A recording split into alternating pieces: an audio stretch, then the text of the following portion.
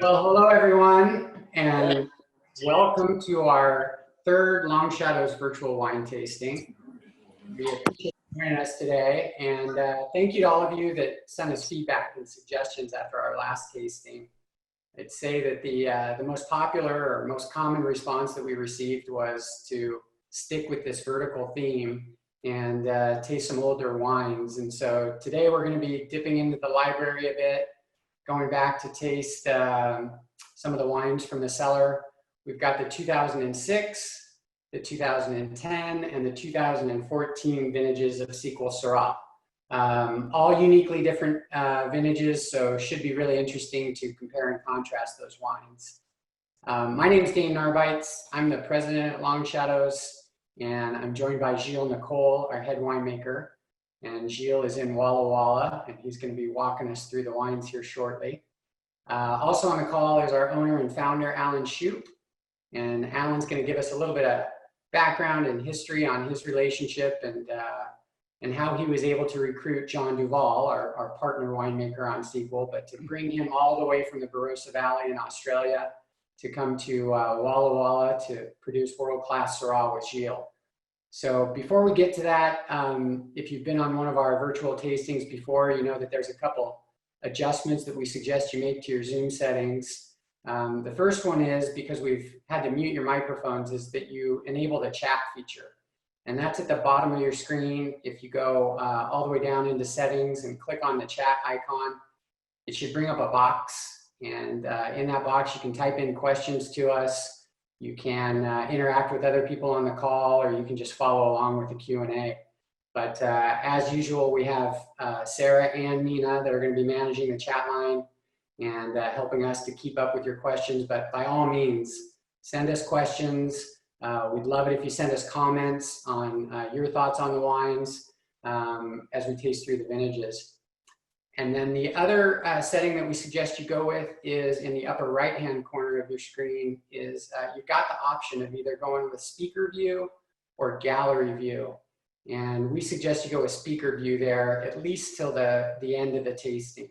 And at the end of the tasting, we're gonna try and pull off a group toast and get everybody to raise a glass together. And so we'll switch you back into gallery view and see how many people we can fit on the screen at one time. But until then, we suggest you stick with the speaker view.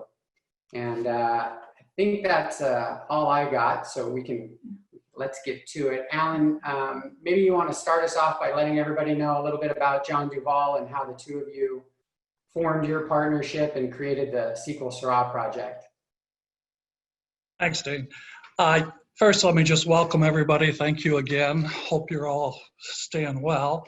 And I want to say that the meeting of John Duval was a lot of serendipity involved. A story that probably would never be written about, but in the mid-90s, Saint Michel and Columbia Crest had become major wineries. We were in the top 10 wineries in the country collectively. And our competitors were Mondavi, Beringer, Kendall Jackson, and South Corp, which is the big wine company in Australia that owned Penfold Grange. And my parent company wanted to grow, and so they gave me permission to proceed on a venture that was just one of the things that I had come up with, and that was that we possibly merge our company with Beringer and South Corp, and in the process create truly nobody could ever duplicate that again. The amount of, we'd had 30,000 acres of vineyards, and we'd be the #1 wine in so many different countries in the world. Penfold was, or South Corp was #1 wine in England. And so I was meeting with these very CEOs flying back and forth. And during that period, when I went to South Corp, I had met John Duval a couple of times. John Duval was the winemaker at Penfold. And before I go further into that, I'll give you a background on Penfold, because it is a very fascinating background. That when Australia started making good wines, it parallels pretty much with the United States. And as many of you know, the first great wine produced in the United States was BV Georgia Latour, produced in the early 40s, and it sort of sets a standard for what wines, what kind of great wines Washington could make. Well, in Australia, you know, well, I'll go, like Bordeaux, of course, it was the first gross, Lafite, Latour, and Margaux, and in Burgundy, you know, we had Romanée-Conti and things. And so there were all these wines that set the standard. In Australia, there was no question. It was one wine and one wine only, and that was Penfold Grange. It had early on been seen as one of the greatest wines ever made, and it just, you know, won all kinds of awards, sold probably back in those days at $150, $200 a bottle. And the winemaker was John Duvall.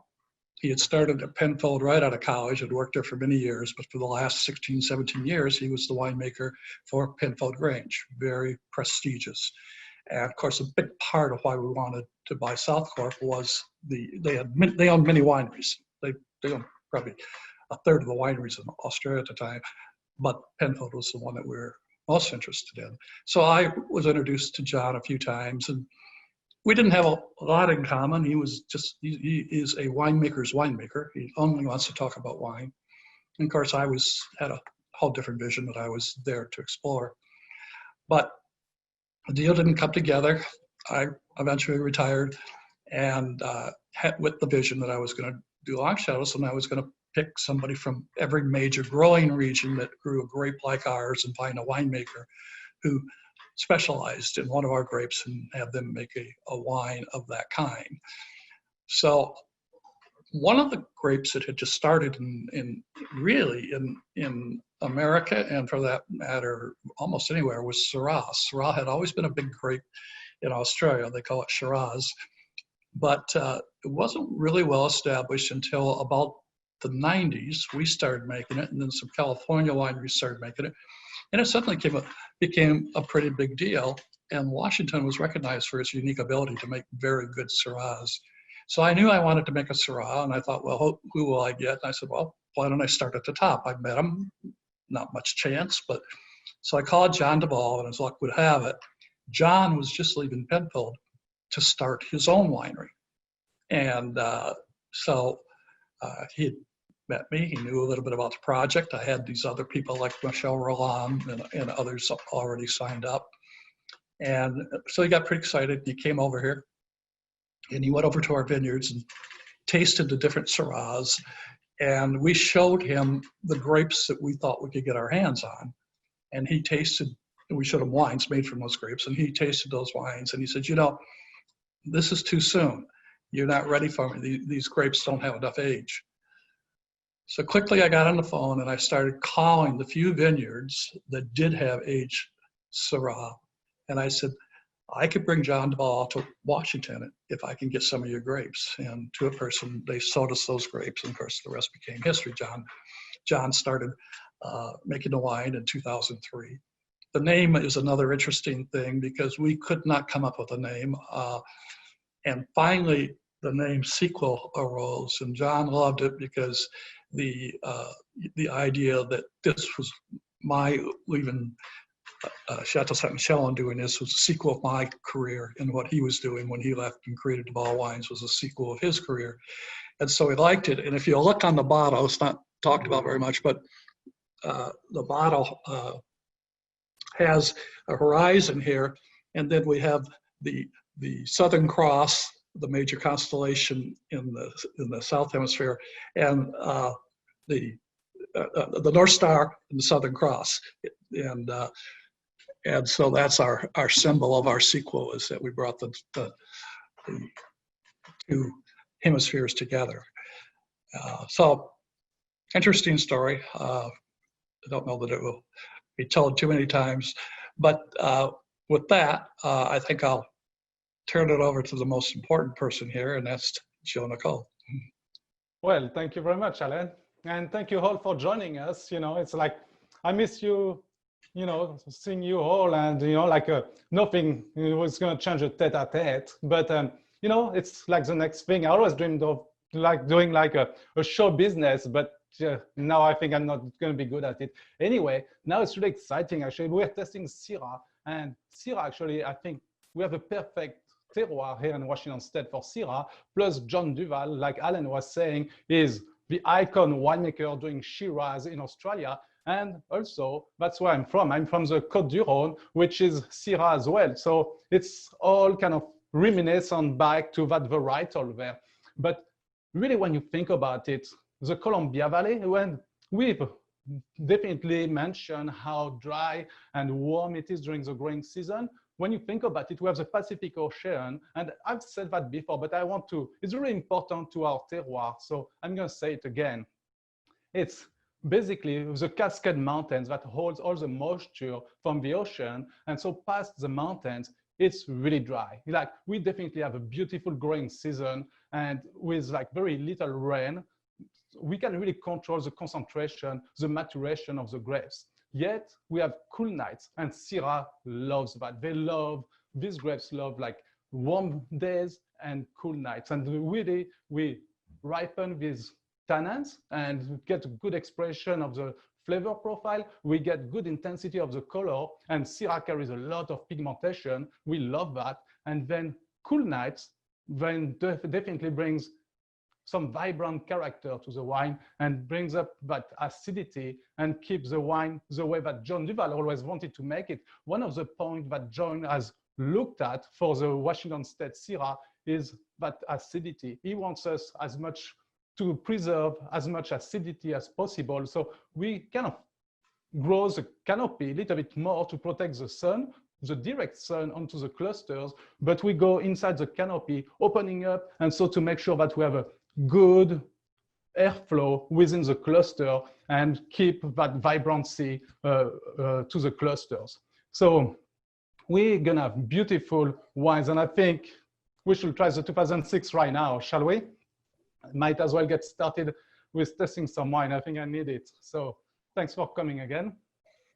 Joe, I might just break in here while you're doing that, while you're tasting, and just point out to people, some most known perhaps, but when we taste wines like this in a row, we always will taste the oldest first, on the assumption being that because of its age, it is softened the most, and so we don't want to taste a more powerful wine first that will then overpower the flavor of this. So we taste this, what we assume by age that will be the softest, and then the next softest, and finally the youngest, which will have. That's exactly right, Alan. And then after that comes also more like the type of the vintage, you know, cooler weather or warmer, or no, 2006 actually was a beautiful vintage. Like, it was not too warm, no spike of heat, and it was not too cold either. So basically the grapes love that. That's really when there's a good energy coming from the photosynthesis into the clusters, and really to get that perfect physiological maturity of all the tannins and the flavors again. And that's what we want. That's what we're looking for as a winemaker. So 2006 was actually the fourth vintage for Sequel that started in 2003. And 2003, 2004, 2005, we were exploring with a little bit more of American oak, because that's one thing. We don't want to duplicate what our vintners do in their own country, but it's important for us to bring their style of winemaking, the techniques that they have developed over the years in their wine regions. And one of the techniques that Grange has excelled is the use of American oak. And so in Australia. And so the thing is, when we looked at the quality, the vibrant character of the Syrah and John Duval, we set together, we tried the first couple of years some hogshead, as we call them. They're like 360 liter, 400 gallons, liters, sorry about that. And then hogshead, American oak, and it brought a little bit too much like bacon fat or whatnot, and took away that vibrant character that we were looking for. And so now we're doing 100% French oak. Although into the 2006, you can feel a little bit of that bacon fat right there. We had tiny bit still of the American oak. And what's interesting about the 2006, actually, that's the first year that we had our facility functional. We did the first 3 vintages at another facility until we were exploring what needs we were going to have with our different vintners, what space we needed, what kind of fermenters, what kind of equipment we needed in the winery. So we waited for 3 years until we were able to build the perfect facility, which we do have now. And we'll talk later about the different equipment and the techniques, because Sequel comes with a lot of it. So what I really like, since we're talking about the 2006, what I really like about it is how it has evolved, yet keeping that brightness that we are talking about. It has definitely some licorice. It has evolved in the mouthfeel toward a little bit more silky tannins, good texture, but still very youthful when you think about it. But 2006 could definitely lay, again, still in the cellar for 3, 4, 5 years, depending how it was stored until now or whatnot. But this bottle never left the winery, and I tell you, it tastes pretty damn good right now. So, and at the same time, there's definitely still even some fresh plums. It's so young, there's some spiciness, some healthiness, but a lot of fresh plum to it. What do you think, Alan? That's good, huh? Good. I always like to find, of course, some people are not as big a fan of old wines as others. Of course, I crave them. I love theirs. I just love what they become. And plum is one of the things that you start to find. You see the black cherries, the fruits go to, fleshy fruits like plum, and it's beautiful. Yeah. Thank you. And so the thing is with Syrah, at the same time, it carries beautiful color, great intensity of pigmentation like we are talking about, but not a lot of tannins per se. And that's why over the year with John, we have always added about 5% of Cabernet Sauvignon, actually from the Dionysus vineyard, always about 5% Cabernet Sauvignon to bring up that backbone and that texture, that structure. And I think just 5% of Cabernet Sauvignon really has helped this wine to come along where it is now. I mean, when you think about it, it's 14-year-old now, and what were we doing in 2006? It's like, wow, time goes fast when you think about it. It's still so youthful and a lot of fruit and whatnot. We have worked over the years. We have used different vineyards, but really always trying to emphasize on relationship with the growers. And pretty soon over the years, it's really easy to see which blocks, which grapes, or which clones, so the clonal selection is going to work for us. But more than any site, what's going to really matter is the grower. And so for the growers, from the beginning, actually, one of the growers that Alan was talking about is Dick Boucher. So we have worked with Dick Boucher. His vineyard is in the Yakima Valley. And in the Yakima Valley, it brings up, it's a little bit cooler site. So as a cooler site, it's going to bring a little bit more acidity and vibrant character. I think definitely that vibrancy in the Sequel 2006 is where it comes from. And then always use the Red Mountain from the beginning, from 2003. And that Red Mountain, again, brings a little bit more texture and structure that's going to help the Cabernet Sauvignon later, but definitely beautiful structure and maturation, a little bit more on the black cherry type of flavors on the Red Mountain. And then we have a clonal selection of Shiraz, actually, that we have planted at the Sonnet, who is part of the benches, and that's always like inky black. And actually, the fourth vineyard that we have is Bacchus. It's a 1993 planting, and that's also beautiful. So kind of the block, to see how much effort and time we put into selecting the right grapes, that block, within the block, the rows kind of start going down a little bit it dips a little bit, and where the vines gets a little bit more vigorous. And then it's a beautiful south-facing slope. The south-facing slope has incredible clusters that get ripe and develop this beautiful flavor. So we just go by hand and harvest the grapes that has that aspect towards the south-facing. And then what's kind of a little bit more vigorous, we keep it aside and we don't put it in Sequel. That's where we can really go to the next level and keep the quality year after year going to where we want it to be. So that's selection in the vineyard is very important to us. So maybe we should try the 2010 now. 2010 was very challenging at the beginning because of maybe we didn't expect it either. It was a very cool vintage and started pretty well, and pretty soon it's like the weather never really turned to what we usually expect in the Eastern Washington, which is like nice sunny days with a lot of heat unit. And basically 2010 just stayed very mild for a long time. And still, you know, overall, if you compare to different wine regions, we are still fairly warm and could develop a good maturation. But for us, we were not ready for it. And it was really a vineyard, the vintage where that relation that I was talking about with the growers was crucial, where quite often we say, oh, that vintage was a winemaker vintage, but so often it's not exactly true. It's, I mean, I should say, yeah, but what's really important is the growers. Everything starts in the vineyard. So on a challenging, cool vintage, what I did with John, we went to the vineyards and we make sure that the canopy were all open and that the sun was able to penetrate to the fruit zone, and that at the same time, we were able to get rid of all the green shoots, the leaves, and a lot of clusters. We went to very low yields. We were like some of the vineyards at about 2 tons per acre or so. So all that photosynthesis power was focused in fewer clusters to increase the maturation. And that's how in 2010, in a very difficult, challenging vintage, you're able to test a wine right now that does not show any grains or too much acid. It really shows beautiful, like red cherries still, and that's developed really nicely. And probably a little bit more on the nutmeg, and especially when I opened the bottle, it was a little bit of nutmeg to it. I think it has evolved a little bit more right now, but definitely a lot of sweet spice to it, even some hazelnuts.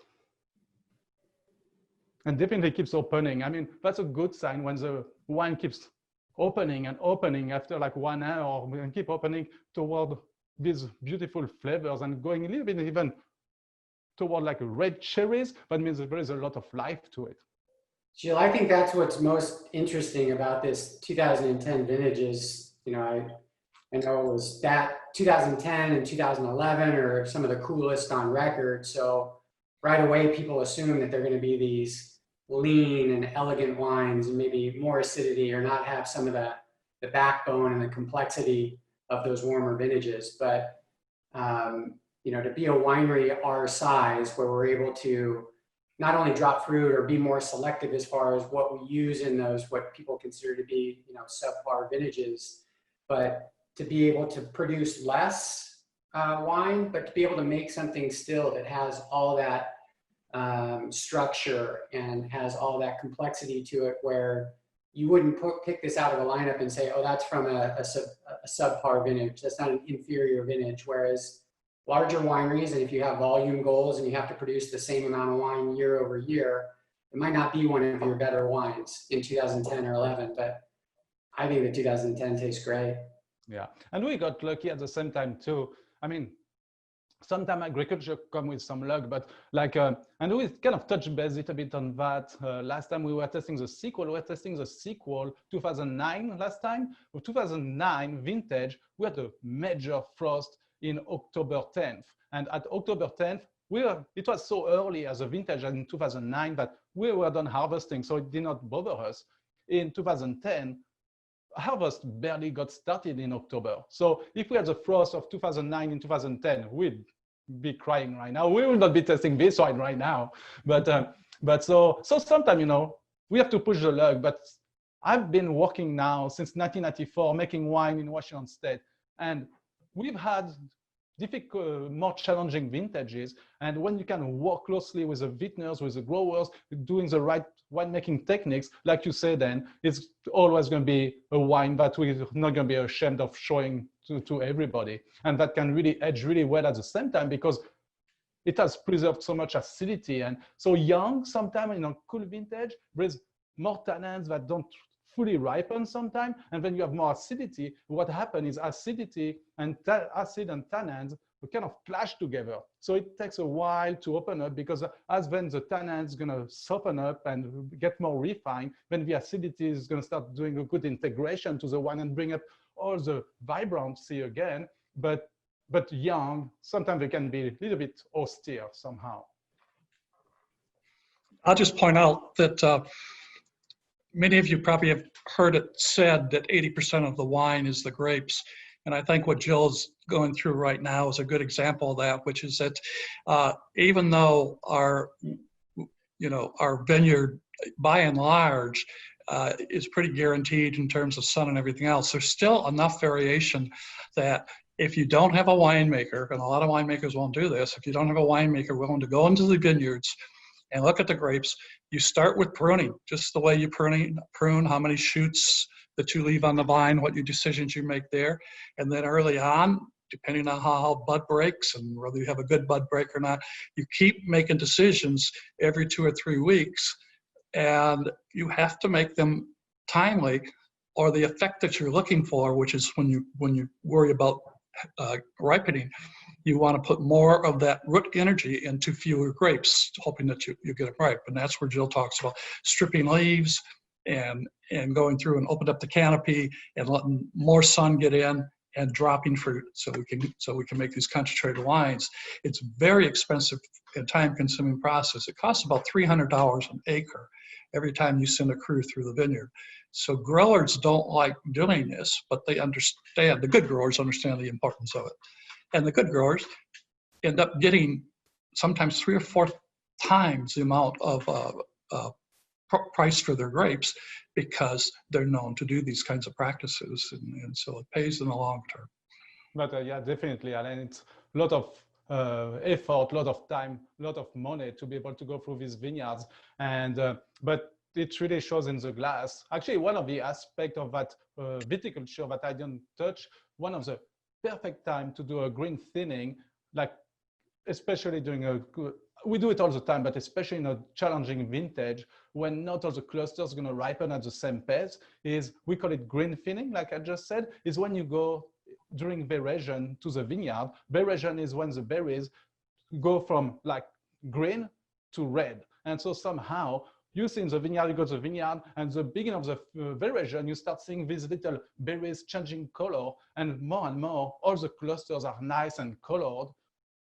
But some of them lack BI. And so if you go to the vineyard and you've seen that after 3, 4, 5 days, there's still these clusters lacking BI and staying all green, and you had like 80% veraison, then you go with a grower and you say, see all these clusters, drop them. And so this way, you're able to bring all the maturation back at the same level by leaving the greens, because the green always going to be lacking behind and bringing more greenness of flavors. And if you think about it, just like few percent of a green clusters or unripe cluster compared to the remaining is going to really make a big change into the quality of the wine at the end. So for us, be able to go to the vineyard at the veraison and drop even more clusters is crucial, and we do it all the time, and especially being very aggressive about it in vintages like 2010 or 2011 as well.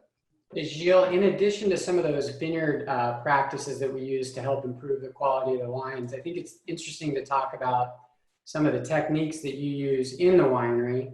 I know that John and you employ the rack and return or delistage in order to get more extraction and more color from the wines. It might be something interesting for the rest of the group to hear about how that process works. Absolutely, yeah. We were totally going to touch base on that actually right now. It's perfect timing. We're going from the vineyards now into the winery. So from the vineyard, after doing all this and calling for the perfect maturation, we hand pick it and bring it to the winery. And first of all, actually, at the winery, what's really cool is what's very important at Long Shadows Vintners is we have a large capacity of fermentation. So when we pull the trigger and we decide to go toward harvest, then it's because we can have the capacity, we can have open fermenters that can be able to receive the grapes from the vineyard. If we didn't have a lot of capacity, then we would have or to hold the vines, the grapes in the vineyard because we don't have the capacity to bring them in, or start pressing some grapes early, which would not be optimum for the quality of wine we want to look for. So since we have a lot of capacity of fermentation, we do hand pick, and usually if we see like, but it's perfectly mature, or there is a storm coming, or if for some reason we want to bring the grapes in, there's no problem about it, we can have the space. That's really important because that's really when you shape up the style, and the quality of the wine is the decision that you make when you harvest the grapes, and how long you're going to do the fermentation, the maceration of the clusters together of the skins. That's when you're going to extract the color, the texture of the mouth, a lot of the flavor is during maceration. So we touched base earlier that the Syrah actually has very thin skin. It's really delicate. And that's why a lot of people even do punch down. But when you think about punch down, it's kind of very mechanical. It has that metal plate that you push down on the cluster, it's really on the berries. It's very difficult and kind of break the skins. And we don't want to break the skin at all because there is more harshness coming out of it. So what we do, like Dan was talking about, we do a lot of rack and return that we call délestage. And so basically, we fill up the tank with the berries, and sometimes we do whole cluster. We'll come back to it. And at peak fermentation, what we do instead of pump over or punch down, we just open the bottom valve and let all the juice drain out of the tank, leaving the berries in the tank. And so we do that a couple of times a day where all the juice comes out, and as it comes out, it leaches a lot of the color and the tannins, but very gently that way. And so when we put the juice back, later in that day, we can do that process again and drain all the juice out of the tank and put it back again. And toward the end of fermentation, you open the valve, you think, well, looking pretty good, a good color. And toward the end, when it really drains through the skin, leaches all that color, you look at the wine, as the juice coming out, it's black, inky black. It really works really well. It's kind of a natural pressing process, but pulls a lot of color and tannins and flavors out of the skin, but very naturally, very gently. And we really love that about it. Hey, Sheil, I'm going to ask a couple questions. I'm going to combine a couple. We've got quite a few on the chat board, which is great.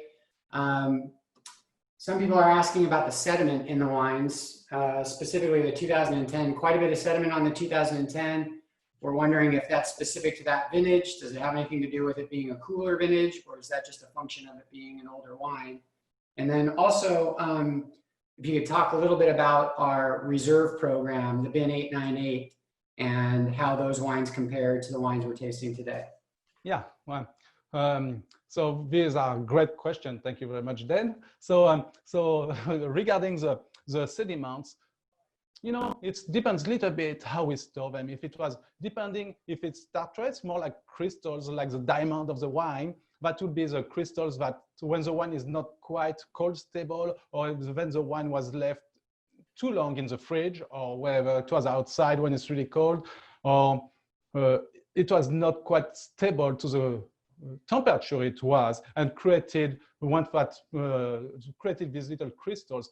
If it's more like slimy a little bit, it's that it was not heat stable, and it's because of the proteins in the wine where it was not quite heat stable. And no matter what, actually it's a good sign, but there is these sediments, because that means that we don't over process the wine. We make the wine, we want it to be a solid wine, and we want to show well for you. We don't want to just be filled with sediment and everything, but in the other hand, we don't want to over process the wine where we're gonna start missing some of the mouthfeel, some of the color, removing some of the flavor profile of it, so flavor component of it. So it's very a fine line. There is sometime we're gonna have to expect some sediments, a precipitation that's gonna come out of proteins or tartrates. It's just very natural, and it makes the wine better because that means we didn't overdo it during the winemaking. And I think that's the same also when we make these BIN 898 or the different programs that we have with our core wines, trying to make a very special wine. You know, it's not like, we don't call it a reserve because reserve has a bad connotation in a way where it's supposed to be a better wine or whatever it is. What we want to do is showcase the vintage, do something special. It's not going to be the same type of wine, like what we've done with BIN 898, a lot of it. And some of it, I don't want to go too deep into it because we have our little trade secret, but some of it comes from the whole clusters fermentation, and which whole cluster, but we do more and more. At the beginning, like a little side back, we were looking at the Syrah with John Duval, and somehow the lignification on the stem is not really good, actually. It stays quite green, sometimes like bright green, even though the maturation is there and the berries are fully matured, the stems have not lignified. And so at the beginning with John, we thought, okay, maybe we should not do too much whole cluster fermentation, where you take the whole cluster and put it in the fermenters to ferment it like this. And then we started trying it. I started a little bit with 2010 because we wanted a little bit more texture and complexity. And then we did it more and more and more. And with the 2014, we're going to try it. It's even more into that vintage in 2014. Back to the Bean 898, we actually emphasize a lot of it being from a whole cluster because it brings that black olive tapenade, it brings some viscosity in the mouth, and it's just like brings that complexity, that layer to the wine that we don't have in the regular sequel. And so just to make something, you know, a standalone, and at the same time that reflects the vintage as well. I might point out that whenever we do these special selection wines, by necessity, we don't just make them as an experiment or just make them because we want some, you know, we want additional wine or additional label or something. It's because the winemakers, John and Jill, have found something unique in some barrels or something unique going on in one vineyard or something, and they want to concentrate on that particular whatever it is that's showing off, and so they take a lot of time to make it because they can only make about 200 cases of it. So, you know, just making 200 cases of wine, it takes the same amount of time almost as to make 2,000 cases because it's got to go through every step. But whenever you see those, you should know they're very rare. Yeah. As Gilles said, I mean, we don't call them reserves. We call them vintage selects because we only make them during specific vintages where we find something that's significantly better or something that we want to experiment with. And so those aren't those wines for each of our, I mean, right now they're club exclusive wines, but those are wines that we make only during certain vintages, not every vintage and not year after year. As determined by the winemaker seeing something unique, you know, not it's not a, I guess what I want to say is it's not a marketing decision. Gilles, I got a question that's coming in on the chat. Actually, two more questions since we're talking about délestage. There was a question about whether or not you eliminate the seeds during that process. Are we pulling out seeds during délestage? Yeah, at the beginning of the délestage, when we do at peak fermentation, the délestage process, there is actually more berries itself that comes out of the fermenters than seeds because it's still, what we do, we don't do any crushing. When we do, when we don't do whole cluster fermentation, we go through the destemmer, but no crusher. We don't even own a crusher. So everything kind of goes whole berries into the tank. And so at the beginning, it's kind of, we try to find the right time when there is enough fermentation to push all the berries towards the top of the tank where we have enough juice towards on the bottom of the tank to be able to drain. And sometimes when I try to pull the trigger a little bit too early, then we get a lot of berries coming out of the tank. More towards the end of fermentation, and we are still doing the rack and return back until, you know, when it's like almost done fermentation, but we are still not extracting any harsh bitterness or whatnot. At that stage, a lot of the pulp and seeds have gotten away from the berries, have got pulled out of the berry and fallen on the bottom of the tank. And toward the end, we definitely get a lot of seeds coming out. So when we drain the tank, we have a screen and we take all the seeds out and we throw it away. Absolutely, yeah. But it's because we kind of disturb the tank a little bit. Otherwise, during a regular fermentation, the seeds fall to the bottom and we try not to bother it. But since we remove it from the tank by doing the rack and return, then definitely we take the seeds and we don't put it back. And what about irrigation, Gilles? Do we irrigate any more or any less during those cold vintages versus the warmer vintages? So That's a great question, and I'm gonna answer it too. So it's like it's because it's not like just a recipe. Usually, that's true that cold vintage comes with a little bit more precipitation, and usually we probably don't need to irrigate quite as much. So that's all kind of gonna depend probably of the varietals, and probably gonna depend of the appellation as well of the site where it's located. So it's all going to depend on the precipitation that year. So something is sure, it's really important for the vines to get the right amount of water at bloom and at veraison. That we're talking about veraison, that's the plant, you don't want to stress the plant, you want the plant to be happy, so you have a good, even veraison. But otherwise, just like any other vintages, even if it's a cool vintage, we will try to stress the vine, yes. Gotcha. All right, should we taste the 2014? I think we shall.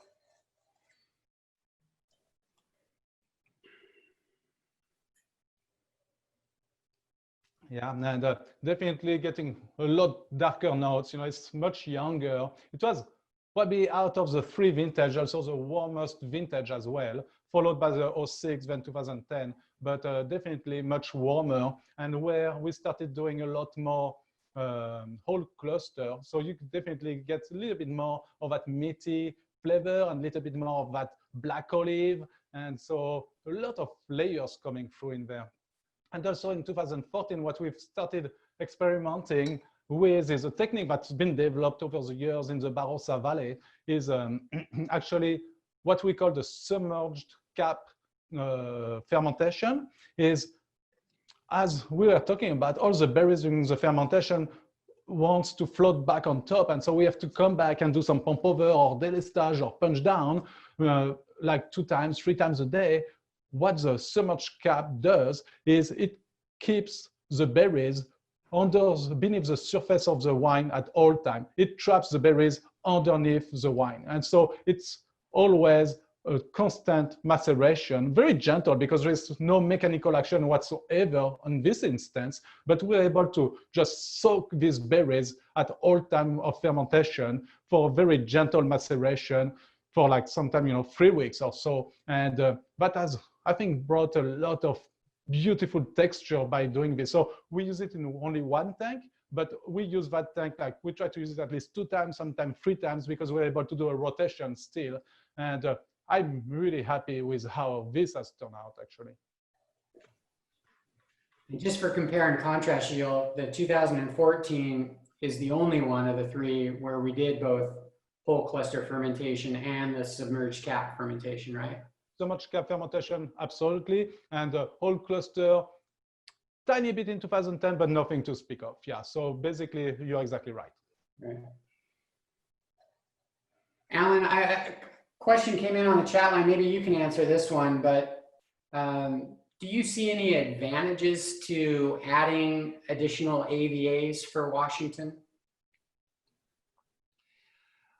Well, I think a difficult question, because in the beginning, when we created the Columbia Valley, I was hoping that we wouldn't balkanize it and have a lot of other appellations, because nobody knew who we were. And I thought if we all pull on one rope and talk about the Columbia Valley, once we get that established and well known and on the lexicon level of, say, Napa or Sonoma, then it's time to start adding other appellations. Unfortunately, some of the people, because of our size, didn't trust us with that, and they ran and started creating other appellations for themselves. They're a little bit paranoia, and now I don't know how many we have, 12 or so. But I think we're at the point now where where the cat is out of the bag. We're not going to just be Columbia Valley. We're going to be a lot of sub-appellations. Walla Walla, of course, has done a phenomenal job in marketing their appellation. And I think to the extent that an appellation does what it should do, which is distinguish it as unique to the rest of the viticulture area, then that's great. That I don't have a problem with that. Certainly Red Mountain, for example, is different types of fruit are coming off of Red Mountain than are coming, Red Mountain's a sub-appellation of Yakima, however, and we have a lot of that. Everything is a sub-appellation of the Columbia Valley, and then a lot of the other bigger appellations are now having sub-appellations. But, you know, I think long-term, that's what you expect to happen.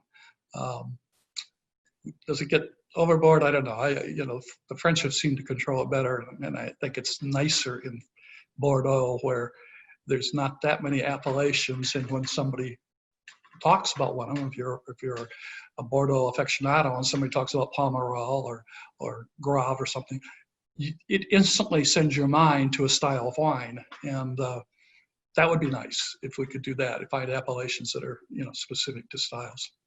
Too long an answer, but very complex question.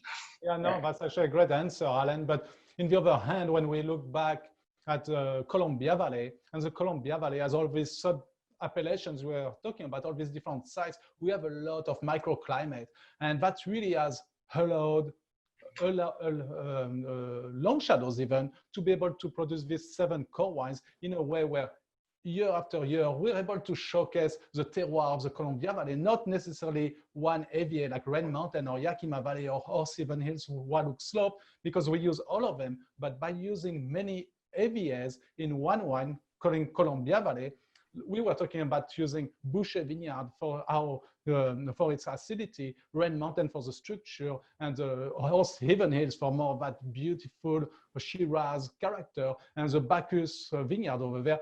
It's an asset in Washington State to be able to create a more complete wine by using the best abilities of each AVA, somehow each site, each microclimate. Right. Of course, they can do that in California too, but they have some naming restrictions. It's Napa. I don't know. I think there's 20 appellations in Napa. You can, Mondavian, buy from all of them, and we'll blend them. Some have better reputations than others and are known for different reasons. But it's, I think it's a maturation. Washington still is just an infant in terms of a place in the world to grow grapes. And so in some instances we grew too fast and others we grew too slow. Probably Appalachians is the area where we got a little too fast. But anyway. Alan, actually touching base back when we are calling the different growers to get the first planted Syrah in Washington State, and so we called the Bacchus, we called the Boucher, and we were able to access these grapes. That was back in 2003 when these grapes, so Mike Sauer at Red Willow first kind of was experimenting with the Syrah in the late 80s. By the time people caught on it was 1993. So we have 3 different vineyards planted in 1993, but in 2003, that was only 10-year-old, and now, 17 years later, fast forward, we definitely have beautiful root system, the energy back to the, to the clusters, and where we can really now have decided and excelled on the site location and do some selection, clonal selection as well. So I think now Washington State is at the perfect place to go and move on to the next level, actually. And one of the most exciting things for us is that, John is used to working with 65 or 70-year-old vines on average, and to come to Washington and we're working with around 25-year-old vines. But one of the things he's most impressed with is not only the quality of the wines currently, but the potential for where these wines are going to go down the road.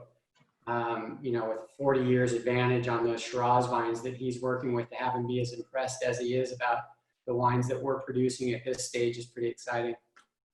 Yeah. The other thing that John, and in fact, every one of the winemakers commented on when they came here, is they're used to a conflict between winery and grower, and the winery has a hard time telling the grower what to do and vice versa.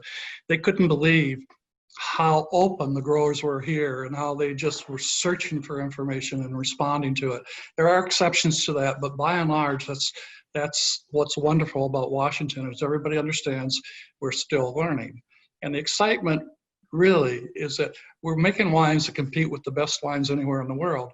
And yet our education of level is so low. We still haven't done all the clonal research. We haven't done, all the things that other areas have had the luxury of time to do. So it's exciting for me. It probably won't be there in my lifetime, but it would be very exciting to see as we continue to work to do better and better and learn more and more what's going to happen here in Washington. And the camaraderie from growers is true, but also in between winemakers. Because we know that we have to compete with the rest of the world. We have the potential to make world-class wine, but we actually meet a lot and talk a lot and share a lot of information and techniques in between winemakers.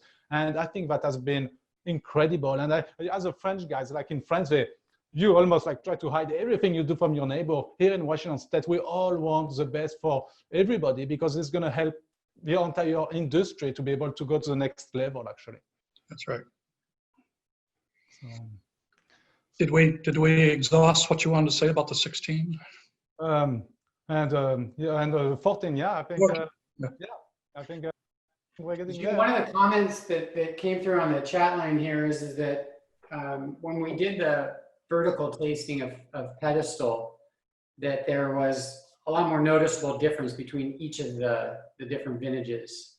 And I would suspect that some of that has to do with the fact that Pedestal has multiple varietals in it, and the composition of those wines change from vintage to vintage, whereas the Sequel were pretty much, 95% plus Syrah, with the balance being Cabernet. Also, I think it's kind of a testament to what we talked about earlier with the vintages, even a vintage from what a lot of people consider to be a very challenging vintage like 2010, that it stands up to the other two every bit as well, if not better. But is there any other reason that why these wines would be so stylistically similar, whereas Pedestal might be more different? I think not necessarily, but what I know is that Syrah is somewhat easy to grow, easy to make, not easy, but you definitely have to stay on top of it. Merlot can be, excuse my French, I was going to go in the wrong direction here. But Merlot is really challenging sometimes. Even with the wind, the canopy wants to roll over, and then you get more sunburn into the clusters. And then each time there is a little drift or whatnot, or cool weather coming in, then it's the first one that's going to start kind of getting a dry canopy. And so Merlot sometimes is a little bit more delicate to work with, and any little facets of the vintage, I think it's going to be more transparent into Merlot. With Syrah, we're able to just make a nice big Syrah whatsoever. Syrah is multifaceted. Somehow it can be cooler weather, warmer weather, it can be deep soil, or it can be just rocky as hell, and it's going to be just Syrah. And so, it's going to have somewhat different characters, but it's going to hold its own. With Merlot, it's a lot more difficult. It's a lot more transparent in anything we do in the vineyard or the winemaking techniques that we use. We should mention, because Washington is so much known for the really dense, super dense Syrahs that we're making like Cayuse, and that it's almost a different wine because of how they grow it. They grow it in the rocks, and of course, anybody grows tomatoes knows it. But tomatoes need more than anything. They need sun, but what they really need is warm soil. And when you grow them in the rocks, as they absorb the heat, they're also an old riverbed, and so they get a lot of warmth. They can build massive alcohol, but they also have incredible character. A very legitimate wine. It's not a wine that's as user-friendly, particularly for food, but anybody who has a glass of it will have fun with it. You might not be able to drink the whole glass, but you're gonna have fun with it. All right, so we're getting pretty close to the 1 hour mark here, so we should probably wrap up today's tasting. But if there were questions that we didn't get to, or feedback that you have for us for future tastings, I know there's a lot of back and forth on the chat line right now about suggestions for future tastings, so we'll take you up on those.